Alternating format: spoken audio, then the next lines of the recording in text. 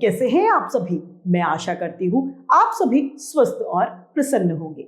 आज हम हमारा पाठ परिंदे की फरियाद यानी जो परिंदे होते हैं, पक्षी होते हैं, उनकी गुजारिश, उनकी प्रार्थना को पढ़ेंगे और समझेंगे। यह पाठ हम एक कविता के माध्यम से पढ़ेंगे। आइए इस पाठ को प्रारंभ करते हैं। यह है हमारा पाठ 11, परिंदे की फरियाद। आता है याद मुझको गुजरा हुआ जमाना, वह बाग की बहारें, वह सब का चहचहाना। परिंदा यानी पक्षी कह रहा है कि मुझे याद आता है अपना बीता हुआ समय, जिसमें बाग की बहारें थी और सबका, जो सभी पक्षी मिलके चहचहा रहे थे, उनकी आवाजें। आजादियां कहाँ वह अपने घोंसलों की, अपनी खुशी से आना और अपनी खुशी से जाना। आजादियां यानी स्वतंत्रता अब कहाँ है, जो अपनी खुशी से हम आ जा सके। जब हमारा मन हो तब हम आए और जब हमारा मन हो तब हम न आए। लगती है चोट दिल पे, आता है याद जिस दम, शबनम के आंसुओं पर कलियों का मुस्कुराना। शबनम यानी ओस, ओस की बूंदों के ऊपर से कलियां जो है यानी फूल का अनखिला भाग, वह मुस्कुराता है। वह प्यारी प्यारी सूरत, वह कामिनी सी मूरत, आबाद जिसके दम से था मेरा आशियाना। जिसकी भोली भाली सी सूरत थी और आबाद यानी जिंदा यानी मौजूद था मेरा आशियाना। आती नहीं सदाएं उसकी मेरी कफस में, होती मेरी रिहाई ऐ काश मेरे बस में। परिंदा कह रहा है कि उसको मेरी याद कफस में नहीं आती है, और यदि मैं चाहता यानी मेरे बस में होती तो मैं आज रिहा होता, लेकिन मेरी रिहाई यानी मेरी स्वतंत्रता मेरे बस में अब नहीं है। यह परिंदा फरियाद कर रहा है। क्या बदनसीब हूं मैं, घर को तरस रहा हूं, साथी तो है वतन में, मैं कैद में पड़ा हूं। अर्थात वह अपने भाग्य को कोसता हुआ कहता है कि मैं कितना बदनसीब हूं, जिसके पास घर तो है लेकिन उस घर में मैं नहीं हूं। अन्य सभी सदस्य मेरे घर में मौजूद है, लेकिन मेरी बदनसीबी है कि मैं यहां पर कैद में पड़ा हूं यानी पिंजरे में हूं। आई बहार कलियां फूलों की हंस रही हैं, मैं इस अंधेरे घर में किस्मत को रो रहा हूं। बहार यानी ऋतु जो है वह मनपसंद की हमारी चल रही है, उसके बावजूद भी मैं यहाँ पर इस अंधेरे में अपनी किस्मत के लिए परेशान हूं, क्योंकि मैं इस समय स्वतंत्र नहीं हूं। इस कैद का इलाही दुखड़ा क्या सुनाऊं, डर है यही कफस में मैं गम से मर न जाऊं। यह कह रहा है इसका मैं दुखड़ा तुमको क्या सुनाऊं, हे प्रभु इस बात का दुखड़ा मैं तुमको क्या सुनाऊं। मैं अपने आप से यह डर मानता हूं कि क्या पता मैं कहीं इस डर से, इस सदमे में ही कहीं डर ना जाऊं, डर से मैं मर ना जाऊं, ताकि मैं कभी अपने घर लौट ही ना पाऊं। जब से चमन छूटा है यह हाल हो गया है, दिल गम को खा रहा है, गम दिल को खा रहा है। यह कह रहा है जब से चमन छूटा है यानी जब से मेरा बगीचा छूट गया है, तब से मेरा दिल बहुत परेशान है।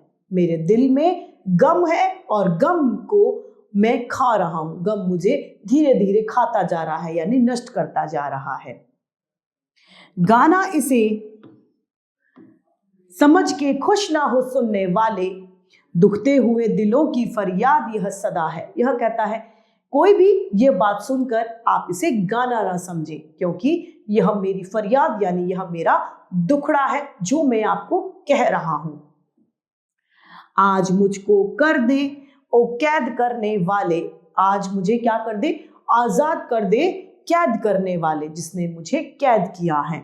मैं बेजुबान हूं तू छोड़ कर दुआ ले। वह कहता है मेरी जबान नहीं है, मैं आपकी बात को आपसे नहीं कह सकता, अतः आप मुझे छोड़ दे, मैं आपसे यह विनती करता हूं।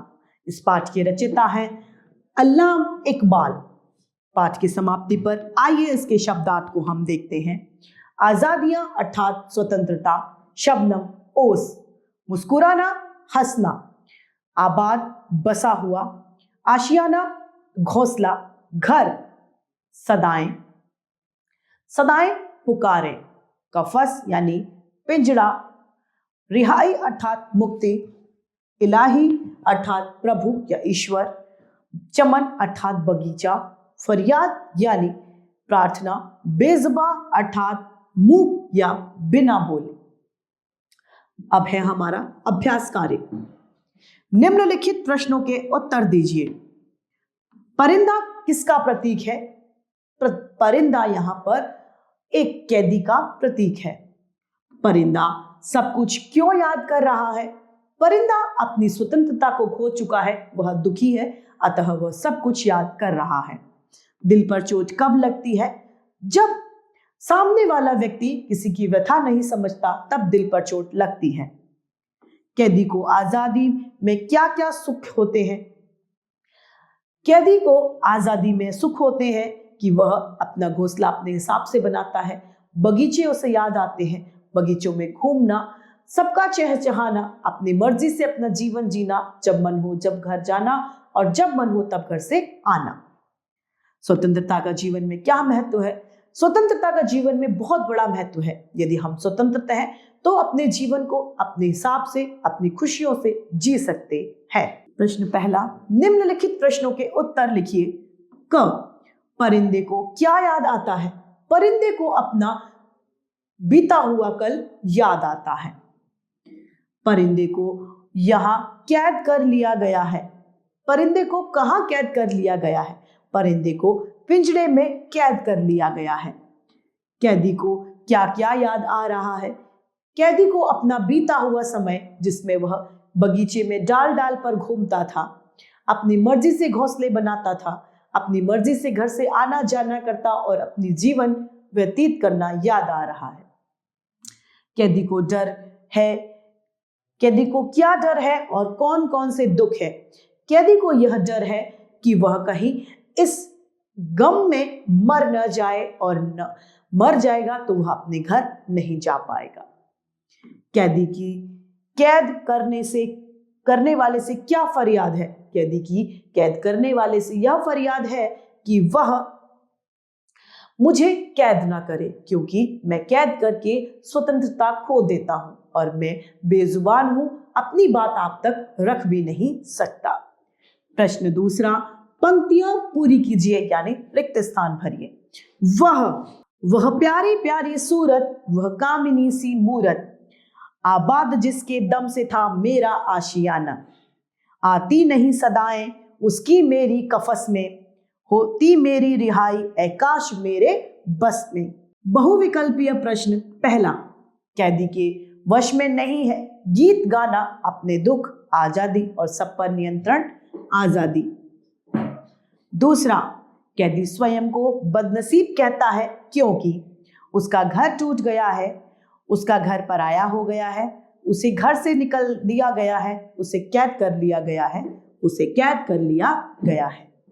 तीसरा, अपनी खुशी से आना जाना कब संभव है?